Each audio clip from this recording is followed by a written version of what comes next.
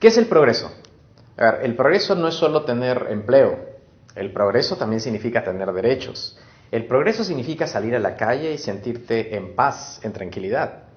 El progreso también significa tener la libertad para que puedas emprender en tus proyectos de vida y en tú identificar qué es lo que te hace realmente feliz. Eso es el progreso, en realidad. En el Perú, en la época prepandemia, antes que tuviéramos el virus, el gran reto del Perú era hacer las reformas para poder llegar a ese estado, a ese espacio en donde todos somos ciudadanos y tenemos el respeto, las oportunidades, etcétera, etcétera. ¿Por qué en la época prepandemia? Porque habíamos logrado el equilibrio fiscal, porque las cuentas nacionales estaban en orden y porque la economía estaba a flote. La agenda pendiente, lo que faltaba hacer en la época prepandemia, eran esas grandes reformas que se concentren en las personas y aprovechar la cuarta revolución industrial y la era del conocimiento y el cambio tecnológico para justamente aspirar a esa nación con derechos, oportunidades, libertades, etc. Pero ¿qué pasó con la pandemia? La pandemia nos hizo retroceder y llegar a una situación en la cual ahora tenemos que solucionar problemas previos antes de embarcarnos en esas reformas de las que estamos hablando. Y ahora quiero ser muy específico y muy concreto en lo que estoy diciendo. La pandemia nos ha puesto 3 retos. El primero es darle empleo a la gente de inmediato. No empleo de acá 2 meses o 1 año, sino empleo ya, en la próxima semana, porque la gente se está muriendo y no tiene que llevar a su casa. Pero después de resolver el tema del empleo inmediato, tenemos que reactivar la economía, que es otra cosa. La reactivación de la economía es sacarla del subsuelo de donde está ahora y sacarla a flote para que en una situación de equilibrio recién podamos embarcarnos en las reformas pendientes. Entonces, son 3 fases. La primera fase, cómo creamos empleo inmediato, como sea, de la forma más responsable, pero inmediato. La segunda, la reactivación económica, cómo logramos empleo sostenible, fundamentalmente del sector privado. Y lo tercero es cómo generamos progreso con empleo sostenible, pero otras variables adicionales, como por ejemplo derechos, oportunidades, libertades, etc. Entonces voy a plantear primero esa estructura para que podamos comprender la secuencia de las cosas que tenemos que hacer y después voy a ir a cada una de ellas diciendo cuáles son las medidas concretas que tendríamos que hacer. Entonces lo primero es el empleo, ¿no es cierto? Empleo inmediato. El empleo que en esta fase estamos hablando de empleo inmediato.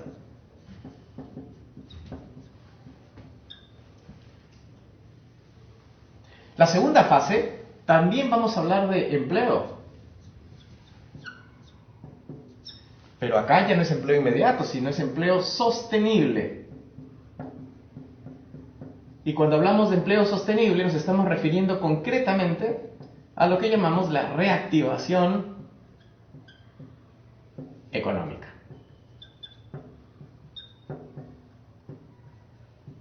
Y después tenemos la tercera fase, que ya no es empleo, sino esto es progreso. Y el progreso es una combinación de variables y de circunstancias. Una de ellas es el empleo sostenible, pero también los derechos de las personas, pero también las oportunidades a emprender, a formarte, a ser mejor, pero también la paz, la seguridad, ¿no es cierto? Entonces, tenemos que tener claridad en estas 3 fases que el día de hoy el Perú tiene que atravesar. La fase 1, la fase 2 y la fase 3, que además tienen que ir en esta dirección. ¿Y por qué es importante comprender estas 3 fases en forma secuencial? No solo para tener un orden mental, sino también para saber qué políticas tienes que diseñar y aplicar en cada momento. Si la gente, por ejemplo, se está muriendo de hambre y necesita empleo inmediato, no tiene sentido proponerle a la población invertir en obras estratégicas de inversión pública. ¿Por qué razón? Porque eso va en la parte 2 de reactivación y va a tomar 2 años en generar empleo. Y eso no nos va a sacar del problema que tenemos el día de hoy. Entonces es importante dividirlas porque a partir de ahí es que podemos identificar cada una de esas políticas. Entonces ahora vamos al grano. ¿Cuáles son esas políticas? En el caso, vamos a trazar acá una línea. En el caso de la generación de empleo, que tiene que ser empleo inmediato, el principal actor en la generación de empleo en esta fase es el Estado. ¿Por qué razón? Porque el privado está deprimido, porque la economía está en el subsuelo, porque los inversionistas no tienen incentivos, porque el consumo está en el suelo, porque no hay demanda, justamente porque el sector privado y los agentes privados están inactivos como producto de la pandemia. Entonces, ¿quién tiene que ser el agente activo de poder generar empleo inmediato? El Estado, no hay más. Y en este caso tenemos que ser lo más creativos posible para poder crear empleo inmediato, pero al mismo tiempo de poder utilizar los recursos fiscales que tenemos. Y eso es un gran reto. ¿Cómo haces un equilibrio entre conseguir empleo inmediato, pero con pocos recursos como ahora? Entonces, los políticos tenemos que proponer eso. No podemos decir que vamos a dar bonos a todo el mundo o que vamos a generar 4 millones de empleos, cuando la gran restricción en esta fase es que tenemos pocos tributos para poder financiarlos. Entonces, las ideas, por ejemplo, concretas que el Partido Morado ha planteado en este caso es de dos formas. Primero, utilizar el presupuesto que ya existe, el presupuesto que ya está asignado, pero cambiarle el enfoque para que ese mismo dinero genere más empleo. Por ejemplo, está el programa Compras Mi Perú. Compras Mi Perú. ¿Qué significa esto? De decir que en un periodo de emergencia como este, un año, vamos a hacer que el Estado solo le compre a las pequeñas empresas peruanas un montón de productos. Ejemplos, los uniformes, el calzado, millones de productos, pero que solo en este tiempo se las compren a las pequeñas empresas. Este presupuesto ya estaba asignado. Simplemente en lugar de hacer grandes licitaciones para empresas medianas o grandes, las vamos a dirigir a las empresas más pequeñas. Y generamos empleo inmediato. Compras Mi Perú genera empleo inmediato. Cuando el Estado dice, voy a comprarles uniformes a las microempresas, a la semana siguiente las empresas comienzan a contratar personal, comienzan a llenarse de inventarios, comienzan a comprar sus insumos para estar listos a este tipo de compras. A eso me refería. Otro programa que calza dentro de esta visión es el programa Mi Colegio Seguro. ¿En qué consiste? Mi Colegio Seguro consiste en hacer el mantenimiento de todos los colegios públicos a nivel nacional. Entonces, este presupuesto ya existe. No es dinero nuevo que queremos crear, pero le vamos a cambiar el enfoque. En lugar de hacer el mantenimiento nuevamente con licitaciones a empresas medianas, con un montón de trabajadores y todo lo demás, lo que vamos a hacer es, en Mi Colegio Seguro, vamos a adaptar las carpetas, los baños, los establecimientos de los colegios, porque ahora con la pandemia hay nuevos protocolos, hay reglas de aislamiento y tenemos que adaptar los colegios.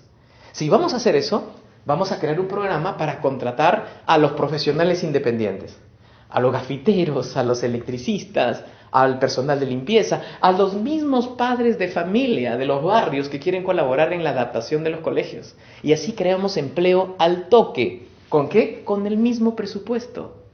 Esa es la idea de esta fase, de poder generar empleo inmediato dentro del Estado. ¿Cuál es otra idea que tenemos en este campo? Los promotores educativos. Promotores educativos. En este caso, el presupuesto del Ministerio de Educación para atender a los niños en la escuela pública ya está también asignado. Existe el presupuesto. Pero ahora en la pandemia tenemos un reto, que debido a la falta de conectividad, muchísimos niños no se pueden conectar al programa virtual y requieren de personal, de promotores que vayan a poder capacitar a los padres y ayudar a los niños para que hagan la transición al componente presencial. Bueno, lo que vamos a hacer es contratar a miles de jóvenes, estudiantes de las universidades e institutos superiores, para que nos ayuden en esa capacitación en los lugares que quedan más alejados. Entonces creamos empleo y al mismo tiempo resolvemos los problemas de educación que tenemos el día de hoy. Es decir, esa es la lógica. El Partido Morado tiene más de 10 propuestas que tienen el mismo sentido. Utilizar presupuesto que ya está asignado y cambiarle el enfoque para generar más empleo. Acá vamos a mencionar algunos ejemplos muy interesantes. En el tema de la pandemia, nosotros ya tenemos presupuesto para poder abordar la vacunación de la población. Ahora el reto es un reto de gestión, ¿no es cierto? Es algo más operativo. Pero sabemos que el trabajo de las enfermeras y los enfermeros no se van a dar abasto si es que queremos vacunar a los peruanos lo más rápido posible. En el Partido Morado queremos hacerlo a fines de este año, para que todas las familias puedan pasar Navidad juntos. Pero para lograr ese objetivo tenemos que acelerar la vacunación y más puestos y más puntos de vacunación. Vamos a utilizar 1.600 puntos de vacunación en todo el Perú. Pero como no nos va a alcanzar el personal, vamos a llamar a los estudiantes de las carreras afines, como por ejemplo enfermería, medicina, odontología, etcétera, para que nos ayuden en la vacunación. Así vamos a contratar a miles de jóvenes para que vacunen a la gente y a la vez reciban un sueldo. Y ese presupuesto ya está asignado, ya existe. Esta es otra idea que calza dentro de esta figura. Y otra última idea que voy a mencionar acá es el seguimiento a la pandemia, que lo vamos a explicar en otra pizarra en unos momentos, que es contratar a 10.000 peruanos, jóvenes, mujeres, abuelos, etcétera, para que desde su casa, con un teléfono celular, le hagan seguimiento a millones de peruanos rastreando su salud. Si has tenido COVID, cuáles son las secuelas, cómo te sientes, dónde vives, qué edad tienes, etcétera, y eso nos permite hacer un monitoreo a la pandemia. Ese presupuesto de la pandemia ya está asignado, pero ahora le vamos a cambiar el enfoque. Entonces, esa es la idea de una batería de propuestas que tiene el Partido Morado para crear empleo inmediato. Ahora, una vez que hemos abordado este tema y que la gente ya tenga dinero en los bolsillos para poder sobrevivir de esta transición, ahora tenemos que abordar el reto de la reactivación económica, que ya no es empleo inmediato, sino es empleo sostenible. ¿Cuál es la diferencia entre el inmediato y el sostenible? Que el inmediato es transitorio, es para aliviar a la gente. El sostenible es un empleo que tú puedes tener por años, que depende de tu capacidad, de tu productividad, que depende de la empresa privada, del sector privado fundamentalmente. Y acá para la reactivación económica son otras medidas. Por ejemplo, ¿qué es lo que determina la reactivación económica? La inversión. La inversión. Y la inversión son de dos tipos. La inversión pública y la inversión privada. Y acá las medidas tienen que ser de otro tipo. La inversión en general, el 25% de toda la inversión en el Perú es pública y el 75% es privada. Entonces la idea es cómo hacemos para empujarlas, para que salgan adelante más rápido y de una forma más efectiva. En el caso de la inversión pública, por ejemplo, lo que nosotros tenemos que hacer es fortalecer a los gobiernos regionales para que las obras públicas salgan a mayor velocidad. ¿Por qué el día de hoy no salen como nosotros quisiéramos? Bueno, porque tenemos grandes carencias técnicas para poder sacar adelante proyectos de inversión pública. Hay problemas de corrupción, por supuesto, pero fundamentalmente es el fortalecimiento de ellas. Entonces, ¿qué vamos a hacer en la inversión pública? Lo primero que vamos a hacer es fortalecer las oficinas de promoción de la inversión, las OPIs.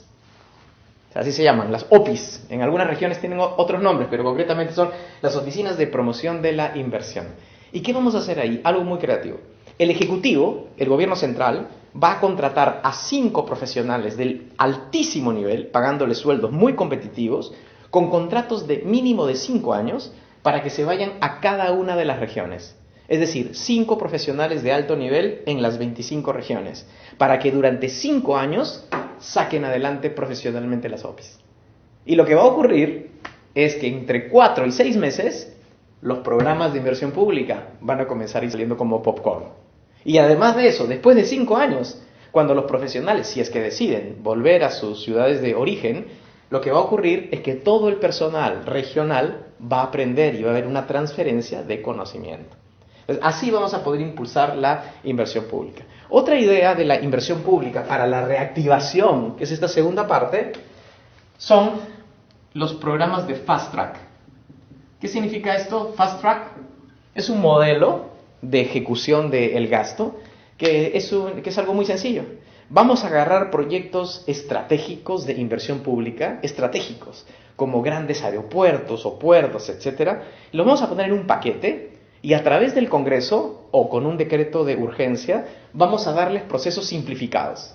Procesos simplificados considerando la emergencia que está pasando el país. Y así la tramitología se resuelve y podemos ejecutar un grupo de obras de una forma muy rápida y vamos a seleccionar aquellas obras que tengan mayor efecto en el empleo, es decir, que sean intensivas en el uso de mano de obra. Y otra idea con la inversión pública es las obras paralizadas. Las obras paralizadas.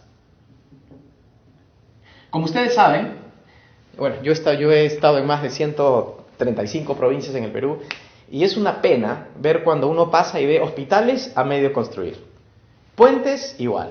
Colegios paralizados, que nunca se usan por problemas de las adendas, de fallas técnicas o de corrupción. Toda esa inversión pública de años, esa inversión que está muerta, que no genera no solo trabajo, sino servicios para la gente. Lo que vamos a hacer es vamos a poner todas esas obras paralizadas, todas, las vamos a poner en un inventario y vamos a darle un marco normativo para sacarlas adelante. Porque no es solo un tema de tramitología, son temas también legales. Son temas también de negociación con las empresas que ganaron la licitación, etcétera, etcétera, etcétera. Pero de esa forma vamos a lograr varios efectos.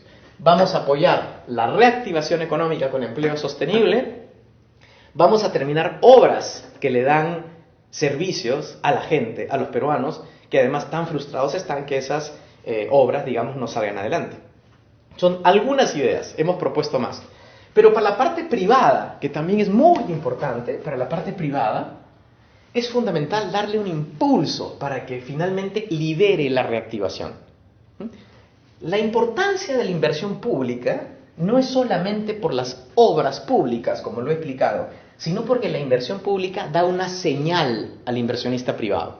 Cuando los hospitales se comienzan a construir, cuando los colegios y los puentes se comienzan a construir, el privado recibe una señal y dice: oh, el gobierno se está poniendo las pilas.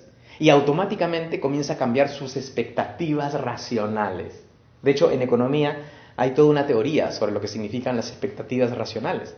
Y simplemente por ese hecho, el privado comienza a invertir, porque siente que las cosas se están moviendo. Pero además de eso, tenemos que hacer otras cosas con el privado. Por ejemplo, en el Partido Morado estamos proponiendo hacer ajustes en el impuesto a la renta, que vaya a partir del 5% hasta el 30% en un periodo de 10 años para todas las nuevas inversiones privadas. Esto va en la segunda parte. Pero lo fundamental para que la inversión privada salga adelante es la estabilidad política. La estabilidad política. Ningún privado, ningún emprendedor, ningún joven que quiere invertir en un proyecto, en una startup, etc., lo va a hacer si es que no sabe qué va a pasar mañana. Los inversionistas apuestan cuando saben que en el futuro van a tener certidumbre y van a tener tranquilidad. Por eso es importante la estabilidad política. Por eso es importante que no hayan congresos que se traten de bajar a presidentes todo el tiempo. Por eso es importante que en el Congreso no se estén censurando a ministros todo el tiempo, porque eso genera caos, genera inestabilidad, genera intranquilidad para que la inversión también se pueda mover. ¿Ok? Entonces, ya hemos hablado de lo inmediato, hemos hablado de lo sostenible, la reactivación económica, pero haciendo bien uno y dos, lo único que vamos a tener, señores, es lo que teníamos antes de la pandemia. Y esa no es la solución. Porque antes de la pandemia no estábamos bien. Antes de la pandemia lo que teníamos era estabilidad económica y orden macroeconómico. Pero la gente no vivía bien. La educación de muy mala calidad. El sistema de salud colapsado, ¿no es cierto? Derechos de la gente, no. ¿Acaso habían oportunidades para todos? Tampoco. Por lo tanto, si solucionamos 1 y 2, todavía nos queda pendiente todas las reformas para lograr el verdadero progreso. Y ese es el gran reto del Perú, no en estos 5 años, sino en los próximos 30 años. ¿Qué es lo que tenemos que hacer una vez saquemos la economía a flote? Y acá el Partido Morado tiene varios documentos en donde ha explicado cuáles son esas reformas para salir adelante. Y nosotros las hemos resumido en 4. La primera es la reforma del conocimiento. ¿Y qué se refiere a eso? De que en el siglo XXI, en la tercera y la cuarta revolución industrial, los únicos países que van a progresar más rápido son aquellos que tengan control sobre su conocimiento, sobre el conocimiento. El conocimiento existente en el mundo, pero también la generación de conocimiento propio. Y definitivamente en esta gran reforma está incluida la reforma educativa, la reforma de salud infantil, porque las capacidades cognitivas de los seres humanos se producen entre los 0 y los 5 años. Y si no tenemos una política de salud infantil, no vamos a poder controlar nuestro conocimiento. Otra gran reforma es el desarrollo productivo. Si no apostamos por darle asesoría técnica, acceso a tecnología, capacitación, formación a nuestros productores en todos los sectores y a todo nivel, tampoco vamos a tener un control sobre nuestro conocimiento. La ciencia y la tecnología es otro espacio fundamental. El Partido Morado, por ejemplo, ha propuesto la creación de un centro de investigación de biotecnología en el Cusco, con $200 millones, para que podamos generar nuevo conocimiento en crear soluciones para las enfermedades, para mejorar los alimentos, darles valor agregado, etcétera, etcétera. Y eso es parte justamente de la reforma del conocimiento. La segunda reforma es la reforma de la gestión del territorio, que es, concretamente, es cómo organizamos nuestro espacio territorial para poder sacarle el máximo provecho y lograr estos objetivos. ¿A qué me refiero? Que en el Perú no sabemos lo que tenemos. Somos un territorio con peruanos, pero en nuestro territorio no sabemos en qué lugares podemos hacer agricultura, minería, o transporte, o comercio, etcétera, etcétera. Necesitamos saber eso para sacar el máximo provecho. ¿Y eso cómo se logra? Eso se logra con una ley de ordenamiento territorial, por ejemplo. Se logra teniendo un catastro, que no lo tenemos. ¿Qué es un catastro? Es un inventario de todas las cosas que hay en nuestro territorio, que no existen el día de hoy. Otra cosa es la descentralización, cómo fortalecemos a los gobiernos regionales para que tengan una mejor gestión de nuestro territorio. La tercera reforma es la reforma de las libertades económicas. Las libertades económicas, que fundamentalmente es la libertad de la gente para que pueda emprender en libertad. La lucha contra los monopolios, que abusan de la gente, que les imponen los precios que quieren. La lucha contra los oligopolios, pero también la lucha contra los monopsonios. ¿Qué son los monopsonios? Son los intermediarios, los acopiadores. Así como un monopolio es un productor con millones de clientes, el monopsonio es al revés.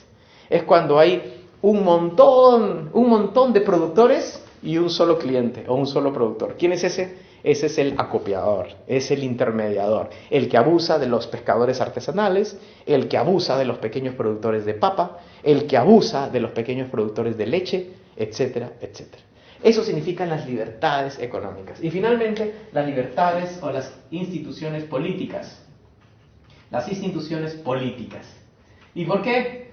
Porque, señores, nada de esto, ni estas medidas de la primera fase, ni de la segunda, ni de la tercera, van a ser posibles si es que no tenemos un entorno político que nos permitan tomar decisiones en representación de todos los peruanos. Cuando el sistema político está capturado por los grupos de poder, por ejemplo, cuando el sistema político está capturado por partidos corruptos, entonces es obvio que las decisiones que van a tomar no son decisiones que van a abarcar y van a abordar estos temas, sino van a ser decisiones que van a ir para sus intereses, concretamente. Por eso que tenemos que reformar el entorno político, que significa hacer que los peruanos puedan participar más en política, que hayan partidos de verdad y no hayan vientres de alquiler, que los partidos tengan gente de verdad, activa, formada, que hayan buenos equipos técnicos, etcétera, etcétera, etcétera. Esta es simplemente una idea, una pequeña aproximación de las medidas que tenemos que hacer en estas tres fases. El Partido Morado no solo tiene claro toda la hoja de ruta, y la tenemos clara no solo acá, sino la tenemos por escrito, sino además que tenemos concretamente todas las medidas específicas que tenemos que dar en cada uno de estos rubros y además cómo las vamos a financiar. Ese es el gran reto que nos enfrentamos en el Perú. Y para poder lograr esto, y para que ustedes tengan esto, necesitamos un plan serio, como este. Necesitamos un buen equipo, convocar a los mejores, que sepan de todos los rubros, y también necesitamos un partido político. Un partido político que tenga la fortaleza, que tenga la organización, que tenga la fuerza y el empuje para sacar esto adelante. Eso es lo que les ofrecemos, eso es lo que les ofrece Julio Guzmán, eso es lo que les ofrece nuestra plancha con Flor Pablo, eso es lo que les ofrece el Partido Morado a todos los peruanos. Tú al centro, Partido Morado, marca la M.